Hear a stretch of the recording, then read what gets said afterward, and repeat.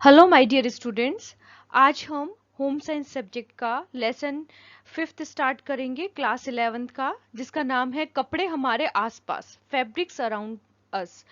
Students, इस पूरे chapter को मैंने 3 पार्ट्स में बनाया है। आज हम पार्ट 1 पढ़ेंगे क्योंकि ये थोड़ा डिस्क्राइब्ड फॉर्म में है। ये चैप्टर पूरा लेंदी चैप्टर है, तो हम इसे अलग अलग पार्ट्स में पढ़ेंगे जिससे कि वो आपको पूरा समझ में आ सके। तो हम अपना चैप्टर स्टार्ट करते हैं। सबसे पहले हम लर्निंग ऑब्जेक्टिव्स के बारे में जानेंगे कि अधिगम उद्देश्य क्या होते हैं। इस चैप्टर को पढ़ने के बाद हमें क्या क्या ज्ञान प्राप्त हो सकता है। पहला है कपड़ों की विविधता पर चर्चा, डाइवर्सिटी इन फैब्रिक्स करने का ज्ञान प्राप्त कर सकेंगे कि किस प्रकार से अलग अलग कपड़ों का उपयोग किया जाता है, और वो हमारे लिए उसका इंट्रोडक्शन के बारे में जानेंगे। सेकंड ऑब्जेक्टिव है सामान्य रूप से अपने चारों ओर दिखाई देने वाले कपड़ों के बारे में बताने और उनका वर्गीकरण करने का ज्ञान, name and classify the fabrics प्राप्त कर सकेंगे कि हमें सभी प्रकार के कपड़ों के नाम के बारे में पता चलेगा और उनके क्लासिफिकेशन के बारे में पता चलेगा। जैसे कि कॉटन के कपड़े किस प्रकार दिखते हैं, वुलन क्लोथ्स कैसे दिखते हैं, और इनका निर्माण किस प्रकार से होता है, ये सारा ज्ञान हम प्राप्त करेंगे। थर्ड इज सूत और कपड़ा निर्माण की संकल्पना, concept of yarn and fabric making का ब्यौरा देने का ज्ञान प्राप्त कर सकेंगे कि सबसे छोटी यूनिट क्या है कपड़ा निर्माण करने की, उसे क्या कहते हैं, फैब्रिक्स किसे कहते हैं, और यह पूरी प्रक्रिया किस प्रकार होती है, कपड़े का निर्माण किस प्रकार होता है, यह सारा ज्ञान प्राप्त कर सकेंगे। कपड़ों के प्रत्येक समूह की विशेषता बताने का ज्ञान, describe the properties of each group of fabrics प्राप्त होगा कि कौन कौन सी प्रॉपर्टीज होती हैं यार्न की। तो जो रेशे हैं, फाइबर्स हैं, उनकी हम प्रॉपर्टीज के बारे में पढ़ेंगे और उनसे जो कपड़ा बनता है हम उसके बारे में जानेंगे। विशिष्ट उपयोग, स्पेसिफिक यूज हेतु वस्त्र उत्पादों का सोच समझकर चयन, सिलेक्शन ऑफ टेक्सटाइल प्रोडक्ट्स का ज्ञान प्राप्त होगा। तो इस प्रकार हम ये 5 पॉइंट है जिनके द्वारा हम इस पूरे चैप्टर को पढ़ेंगे और समझेंगे। सबसे पहले हम इसका इंट्रोडक्शन जानेंगे, परिचय के बारे में जानेंगे। तो स्टूडेंट्स, आप देखते हैं कि आप प्रत्येक दिन बहुत सारे अलग अलग प्रकार के फैब्रिक्स का यूज करते हैं, कपड़ों का यूज करते हैं। जैसे आप टॉवल का यूज करते हैं, कॉटन के कपड़ों का यूज करते हैं, रेशमी यानी कि सिल्क के कपड़ों का यूज करते हैं। और जब आप ये यूज करते हैं तो उसके पीछे भी अलग अलग उद्देश्य होते हैं। जैसे कई बार हमें पार्टीज में जाना होता है तो हम सिल्क के कपड़े पहन के जाते हैं, कई बार कॉटन के पहन के जाते हैं। अलग अलग तरीके के कपड़े हम अलग अलग तरीके से यूज करते हैं। जैसे पर्दों के लिए भारी किस्म का कपड़ा चाहिए होता है, गर्मियों में कॉटन के कपड़े चाहिए होते हैं, सर्दियों में वुलन क्लोथ्स और रेशमी क्लोथ्स चाहिए होते हैं। तो इस प्रकार हम अलग अलग इन कपड़ों का यूज करते हैं। अब हम यहाँ पे पढ़ेंगे कि कपड़ा निर्माण जो प्रक्रिया है वो किस प्रकार होती है, इसके बारे में जानेंगे। तो आप जैसे ही कोई विशेष प्रकार का कपड़ा लेकर उसे खोलते हैं तो आप उसमें आपको एक धागे जैसी संरचना निकाल सकते हैं। यह एक दूसरे के समकोण पर अथवा आपस में गूंथे हुए होते हैं। आप इस डायग्राम में देख रहे हैं कि ये आपस में सटे हुए हैं और इनके जो कॉर्नर है उसके ऊपर छोटे छोटे से रेशे नजर आ रहे हैं, और ये आपस में 90 डिग्री के एंगल पे जुड़े हुए हैं, सटे हुए हैं और आपस में गूंथे हुए हैं। जैसे ऊनी कार्डिगन और टी शर्ट में होता है, उनकी गांठ बंधी होती है जैसे जाल अथवा लेस में होता है। जैसे जो दुपट्टे होते हैं उसके किनारे जो लेस लगी होती है उसमें भी आप देखोगे कि वो आपस में गूंथे हुए होते हैं, गांठें बंधी हुई होती है। इन्हें सूत कहा जाता है, यानी कि यार्न्स कहा जाता है। अब इसकी डेफिनेशन है कि जब दो या दो से अधिक रेशों को आपस में गूंथा जाता है तो उसे हम सूत या यार्न कहते हैं। अब आप देखोगे इस डायग्राम के अंदर छोटे छोटे से रेशे हैं जिन्हें कि गूंथा गया है। जैसे आपस में इनको गूंथा जाता है पर ये किनारे की तरफ से खुले हुए होते हैं, ठीक है।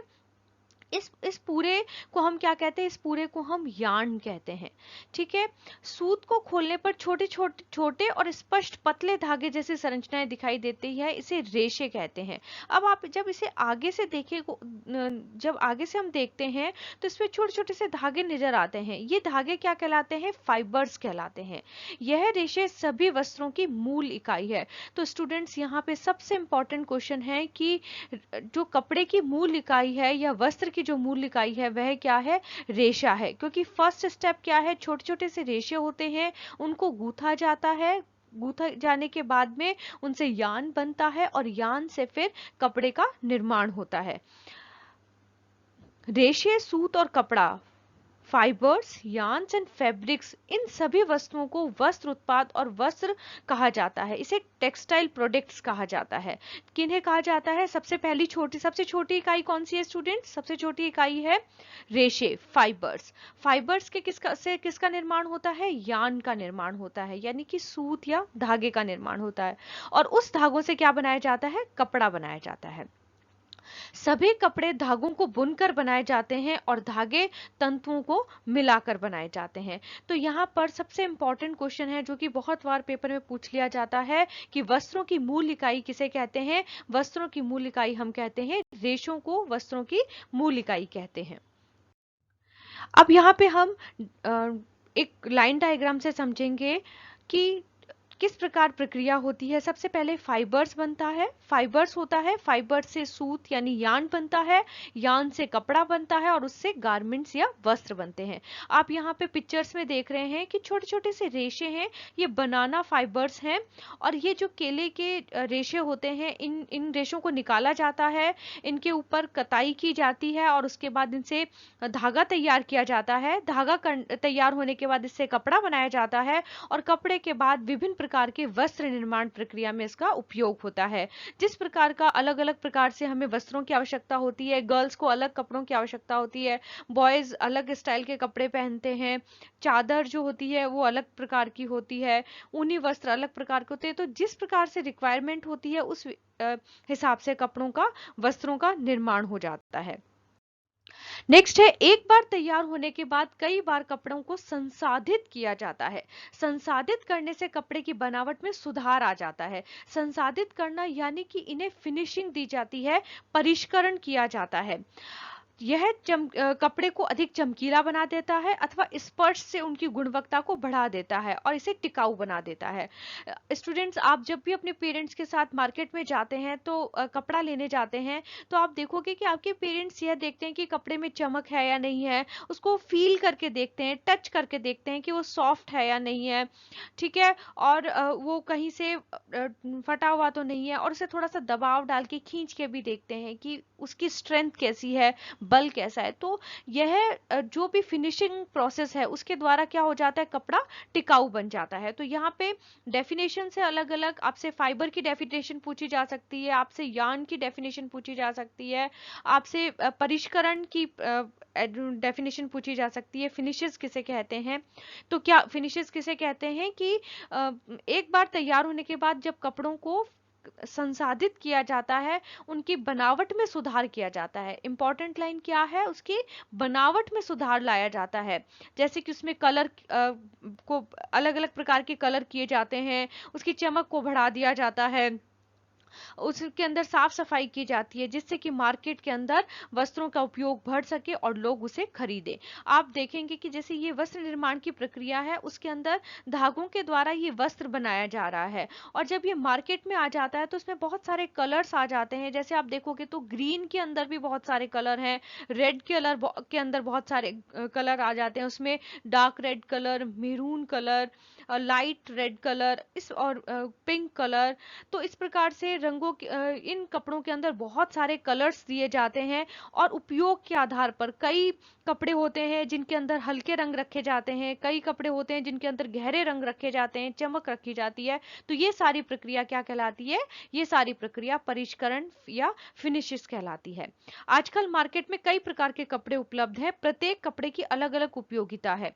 उपयोग किया जाने वाला कपड़ा कैसा है, उसका अनुकरण कैसे किया जाए, यह रेशे, सूत सूत, कपड़ों और परिष्करण जैसे विभिन्न कारकों पर निर्भर करता है। यानी बहुत सारे फैक्टर्स हैं जिसके ऊपर की कपड़ों का उपयोग और उसकी उपलब्धता निश्चित करती है।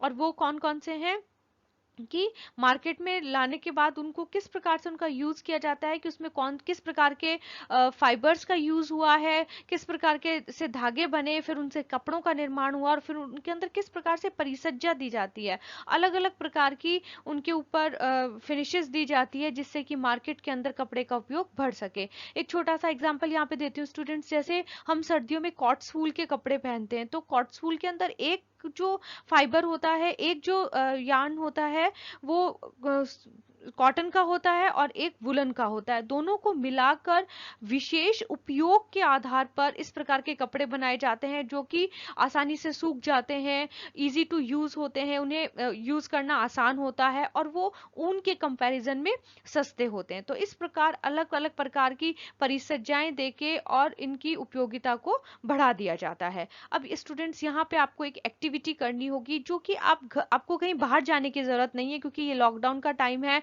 तो आपको सोशल डिस्टेंस को फॉलो करना है और कम से कम आवश्यकता होने पर ही बाहर जाना है।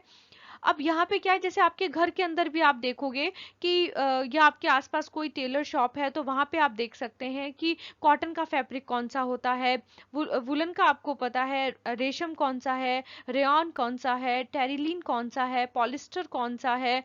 इस प्रकार से अलग अलग प्रकार के कपड़े होते हैं जिनका उपयोग हम अपने दैनिक जीवन में करते हैं। तो आप उसके छोटे छोटे से सैंपल लें और एक जगह कलेक्ट करें और उसे पेस्ट करें और उसके बाद आप अंतर देखेंगे कि हम प्रत्येक दिन कितने सारे विभिन्न प्रकार के वस्त्रों का और विभिन्न प्रकार के फैब्रिक्स का हम यूज करते हैं। नेक्स्ट है रेशों के गुण और विशेषताएं, फाइबर्स प्रॉपर्टीज। स्टूडेंट्स ये बहुत इंपॉर्टेंट है, आप इसे बहुत अच्छे से याद करना और अच्छे से समझना। रेशे के गुण कपड़े के गुणों को निर्धारित करते हैं। जितना अच्छी क्वालिटी का रेशा होगा, फाइबर होगा, उससे उतना ही उपयोगी और अधिक यूज करने वाले कपड़े का निर्माण होगा। पर इसके लिए आवश्यक है कि वह कताई योग्य होना चाहिए, यानी उसकी स्पिनिंग क्वालिटी जो है वो बहुत अच्छी होनी चाहिए। यह इसको सूत और कपड़े में सरलता से परिवर्तित करने वाली अनिवार्य विशेषता है। यानी कि रेशे की कताई की गई, कताई करने के बाद वह धागे का निर्माण होता है, फिर उससे कपड़ा बनता है और जितना फाइन क्वालिटी का रेशा होगा उतना ही अच्छे कपड़े का निर्माण होगा। अब इसमें दो प्रकार की प्रॉपर्टीज है, primary properties and secondary properties, प्राथमिक गुण और द्वितीय गुण। अब यहाँ पे एक डेफिनेशन पूछ ली जाती है, ये बहुत इंपॉर्टेंट है कि जो फाइबर्स होते हैं इसके प्राथमिक गुण कौन से हैं। ठीक है, तो प्राथमिक गुण पहले हम यह जानेंगे कि किसे कहते हैं। वह गुण और विशेषताएं जो कपड़ा बनाने वाले तंतुओं में होना अनिवार्य है। यहाँ पे ये शब्द बहुत इंपॉर्टेंट है कि वो अनिवार्य रूप से होना चाहिए फाइबर्स के अंदर, तंतुओं के अंदर। इन्हें हम क्या कहते हैं, प्राथमिक गुण कहते हैं। दोबारा से एक्सप्लेन कर रही हूं, वह गुण और विशेषताएं जो कपड़ा बनाने वाले तंतुओं में अनिवार्य होते हैं उन्हें हम क्या कहते हैं, प्राथमिक गुण कहते हैं। प्राथमिक गुण होना कपड़े के लिए बहुत आवश्यक है। अब हम आगे यह जानेंगे कि ये प्राथमिक गुण कौन कौन से होते हैं।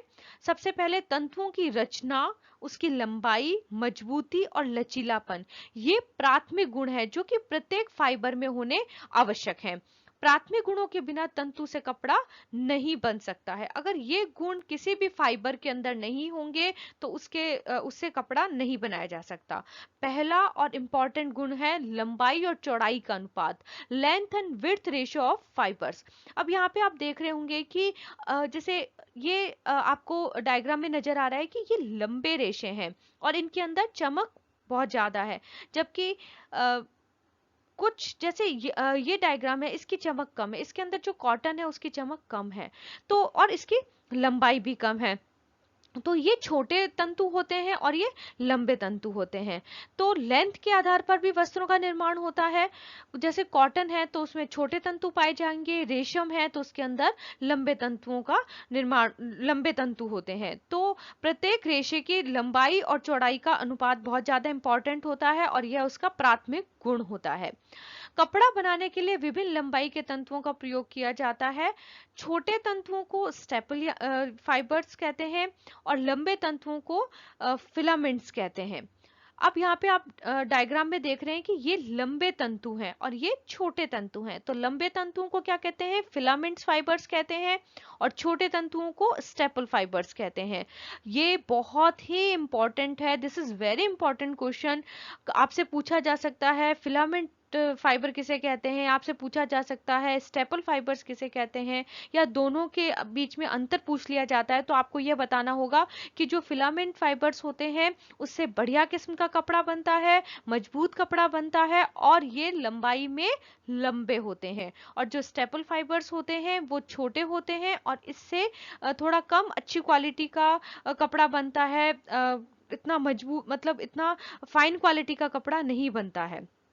स्टेपल से प्राय घटिया किस्म का कपड़ा बनता है और फिलामेंट से बढ़िया किस्म का कपड़ा बनता है। तो आपसे डिफरेंस भी पूछा जा सकता है या आपसे लंबाई और चौड़ाई के अनुपात के बारे में पूछा जा सकता है।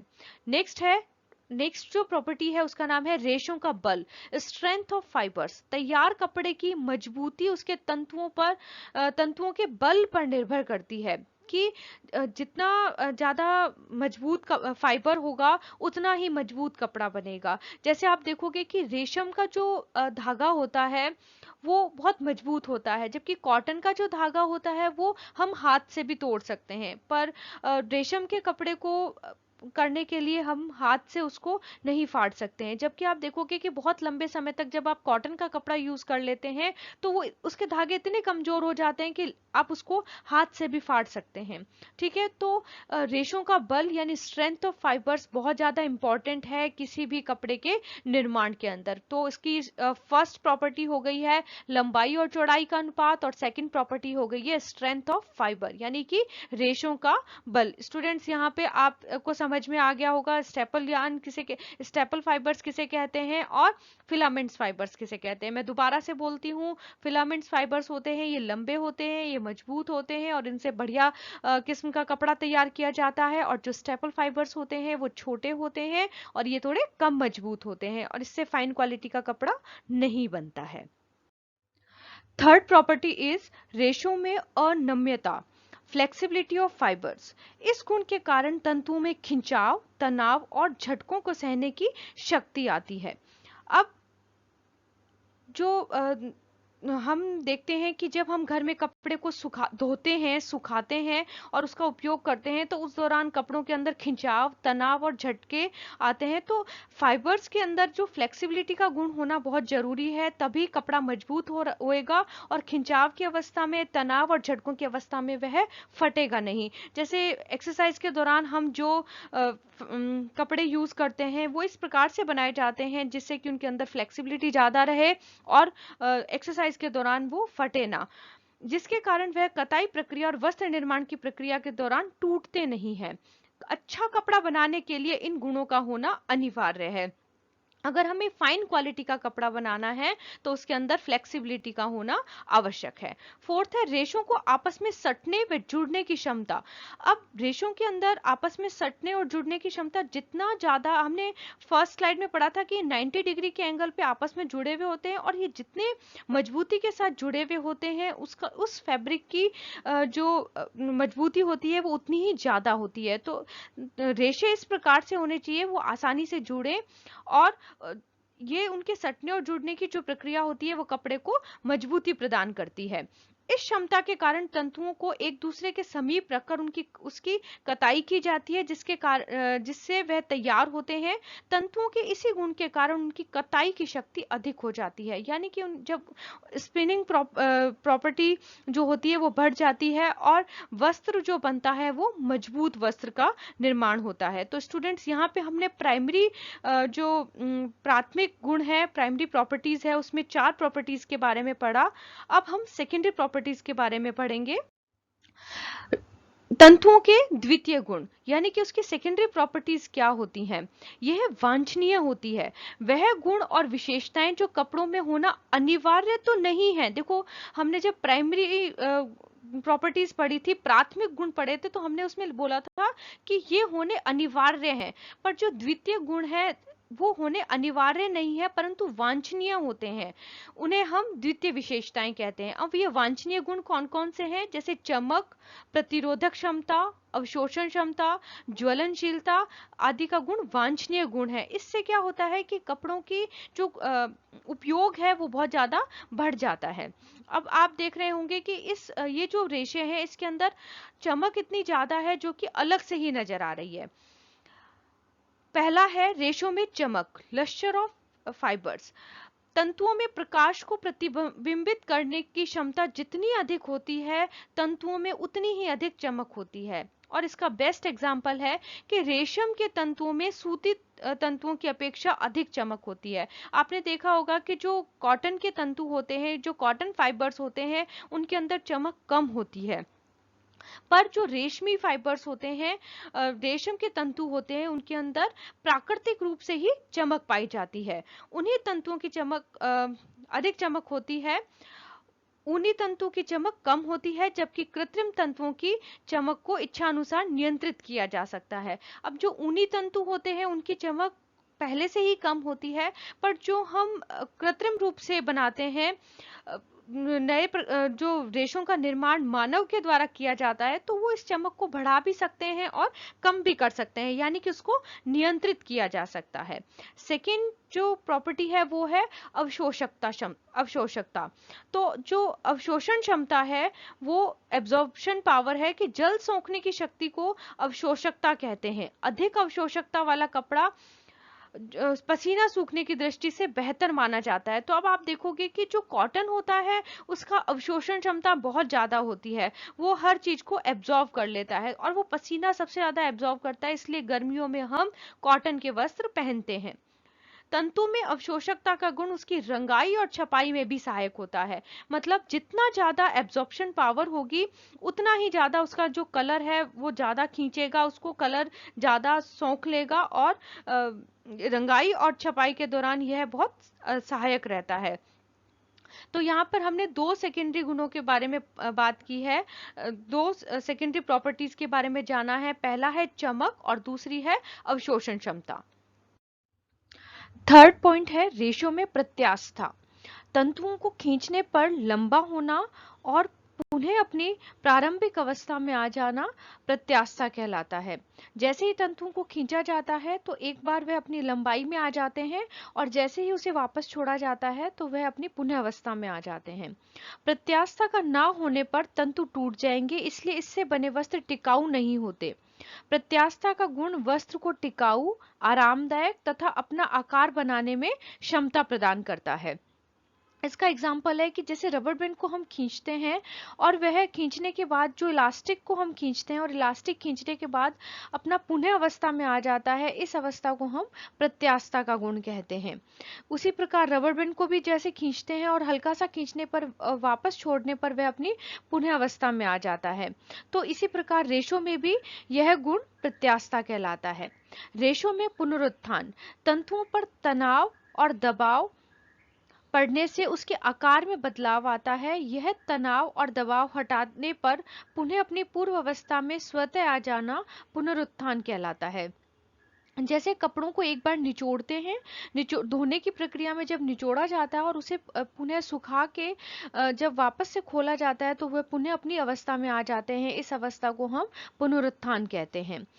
नेक्स्ट है रेशों में कोमलता, सॉफ्टनेस। तंतुओं में अत्यधिक कोमल होने से उनमें बने वस्त्र भी कोमल होते हैं। इस गुण से वस्तुओं का उपयोग काफी बढ़ जाता है। जितने भी वस्त्र होते हैं उनका उपयोग बढ़ जाता है अगर वस्त्र कोमल होते हैं। तो सॉफ्ट कपड़ा रहेगा तो उससे सॉफ्ट रेशा होगा, तो उससे जो भी वस्त्र बनेंगे वो बिल्कुल सॉफ्ट होंगे।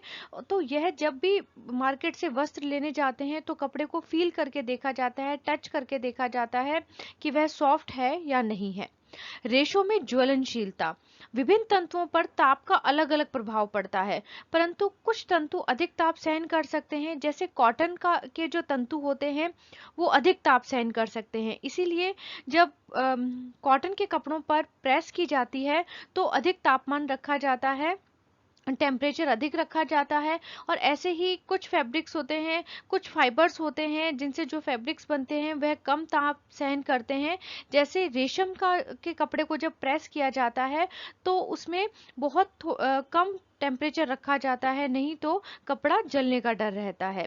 इसके अतिरिक्त वस्त्र जो तंतु होते हैं उनमें कुछ और भी गुण पाए जाते हैं, जैसे केमिकल रेजिस्टेंस, जीवाणुओं से प्रतिरोधकता और जल भेद्यता, वाटर प्रूफिंग।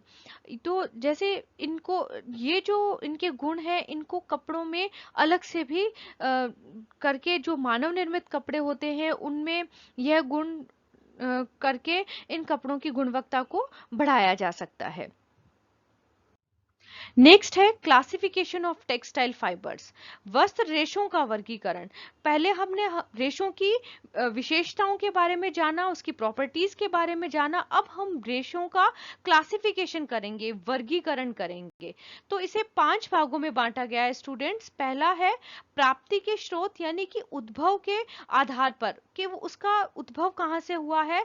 तो यह 2 प्रकार से है, इसे आगे 2 भागों में बांटा गया है, यानी प्राप्ति स्रोत के आधार पर इसे 2 भागों में बांटा गया है, नेचुरल फाइबर्स और मैन मेड और मैन्युफैक्चर्ड फाइबर्स। प्राकृतिक और मानव निर्मित, जिसे हम कहते हैं विनिर्मित, जिसे कि मानव अपनी आवश्यकता और उपयोग के आधार पर उसमें परिवर्तन कर लेता है। और कुछ तंतु ऐसे होते हैं जो कि नेचुरली हमें प्राप्त होते हैं, जैसे कि कॉटन का हो गया, ऊन जो प्राप्त होती है वो भेड़ों से प्राप्त होती है। इसका हम आगे भी क्लासिफिकेशन पढ़ेंगे। नेक्स्ट है रसायन के आधार पर जनरल केमिकल टाइप, जिसे 3 भागों में बांटा गया है, सेलुलोजिक फाइबर्स, प्रोटीन फाइबर्स और सिंथेटिक फाइबर्स। नेक्स्ट है जातिगत आधार पर 2 प्रकार से है, जंतु के रोम यानी एनिमल हेयर और जंतु स्राव एनिमल सिक्रीशन। तो जंतु के रोम यानी कि जो एनिमल्स होते हैं उनके जो हेयर होते हैं उनके आधार पर वर्गीकरण किया गया है। और उसमें हो गए जैसे ऊंट है, भेड़ है, इनके जो रोम होते हैं उनसे वस्त्र तैयार किए जाते हैं। और जंतु स्राव यानी कि जो रेशम का कीड़ा होता है उससे रेशम को स्रावित किया जाता है और उससे हम फाइबर्स प्राप्त करते हैं। नेक्स्ट है सामान्य ट्रेड के नाम के आधार पर, यानी कि व्यापार के आधार पर, पॉलिएस्टर जैसे टेरीन और डेक्रॉन। नेक्स्ट है लंबाई के आधार पर, कम लंबाई वाला तंतु जैसे कपास और सेकंड है अधिक लंबाई वाला तंतु जैसे कि रेशम और पॉलिएस्टर। तो ये जो क्लासिफिकेशन है ये रेशों का क्लासिफिकेशन है, जिसे कि 5 भागों में बांटा गया है। अब हम प्रत्येक को आगे क्लासिफाई करेंगे और उसे समझेंगे। पहला है प्राकृतिक रेशे या नेचुरल फाइबर्स। जो प्राकृतिक रूप से वनस्पतियों या जंतुओं से प्राप्त होते हैं उन्हें हम प्राकृतिक रेशे कहते हैं। किससे प्राप्त होते हैं स्टूडेंट्स? ये वनस्पतियों से प्राप्त होते हैं और जंतुओं से प्राप्त होते हैं, तो इन्हें हम क्या कहते हैं? नेचुरल फाइबर्स कहते हैं। प्राकृतिक रेशे मुख्य रूप से कितने प्रकार के होते हैं? 4 प्रकार के होते हैं। पहला है सेलुलोजिक रेशे। पेड़ पौधों में सेलुलोज होता है, जिसके कारण पेड़ पौधों से प्राप्त होने वाले रेशों को वनस्पतिक या सेलुलोजिक रेशे कहा जाता है। यह निम्न प्रकार के होते हैं। देखो, नेचुरल फाइबर्स होते हैं वो 4 प्रकार के होते हैं, जिसमें पहला है सेलुलोजिक फाइबर्स। अब जो सेलुलोजिक फाइबर्स है उसे आगे फिर निम्न प्रकार से बांटा गया है। पहला है बीज तथा फलों के रेशे, सीड हेयर, कॉटन तथा कंपोक, पेड़ से प्राप्त होने वाला कापोक रेशा। दूसरा है बास्ट रेशा, जिसमें फ्लैक्स, हेम्प, जूट आदि आते हैं। यह जूट बहुत ही मजबूत सेलुलोजिक रेशा है जो कि पेड़ों के बाहरी और भीतरी तनों से प्राप्त होता है। नेक्स्ट है लीफ रेशा। लीफ फाइबर्स अनानास, ग्रेव, सीसल से प्राप्त किया जाता है। नेक्स्ट है नट हस्क रेशा, जिसका एग्जाम्पल है नारियल। तो स्टूडेंट्स ये आप एग्जाम्पल्स हैं, इन्हें याद कर लेना। ये हमने सेलुलोजिक रेशों को जो होते हैं वो निम्न प्रकार के होते हैं, और उसके अंदर ये इस प्रकार के फैब्रिक्स होते हैं, जैसे जूट का है, लिनन है, हेम्प है। तो ये अलग अलग फाइबर्स होते हैं जिनको कि इस पिक्चर में भी शो किया गया है।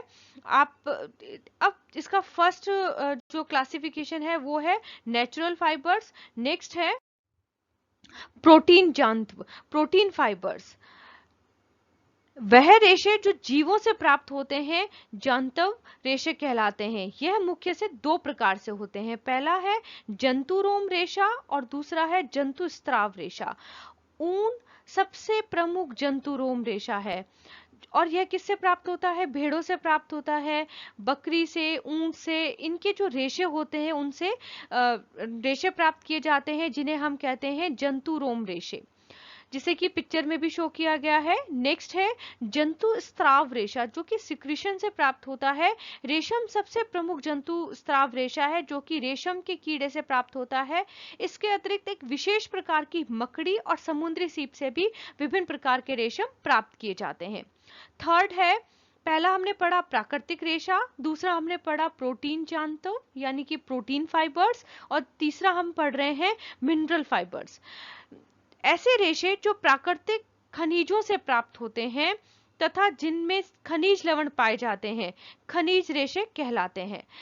आप यहाँ पे देखेंगे एस्बेस्टस है जो इसका मेन एग्जाम्पल है, जो कि किससे बना होता है? मैग्नीशियम और कैल्शियम से प्राप्त होता है। खनिज रेशों से बने कपड़ों का प्रयोग प्रमुख रूप से औद्योगिक इकाई में किया जाता है। इसका बहुत ज्यादा जो यूज है वो औद्योगिक रूप पे किया जाता है। नेक्स्ट है प्राकृतिक रबर, नेचुरल रबर। देखो आप पिक्चर में भी देख रहे हैं स्टूडेंट्स कि ये पेड़ का तना है, और इसे इस प्रकार से तैयार किया जाता है कि इसके अंदर जो रबर है वो अपने आप एकत्रित होता रहता है। जैसे ही ये भर जाता है इसे कलेक्ट कर लिया जाता है। जो नेचुरल रबर होते हैं उनसे टायर्स बनाए जाते हैं। तो स्टूडेंट्स यहाँ पे हमने प्राइमरी प्रॉपर्टीज के बारे में पढ़ा, सेकेंडरी प्रॉपर्टीज के बारे में पढ़ा। अब हम फाइबर्स की क्लासिफिकेशन के बारे में पढ़ रहे हैं। यहाँ तक हमने मानव निर्मित, यहाँ तक हमने प्राकृतिक रेशों के बारे में पढ़ा। अब मैं सेकेंड पार्ट में आपके लिए मानव निर्मित मैन मेड फाइबर्स के बारे में बताऊंगी। जब तक आप इसे याद करें, इसके नोट्स बनाएं, जब तक मैं आपके लिए नेक्स्ट पार्ट लेके आती हूँ। Thank you.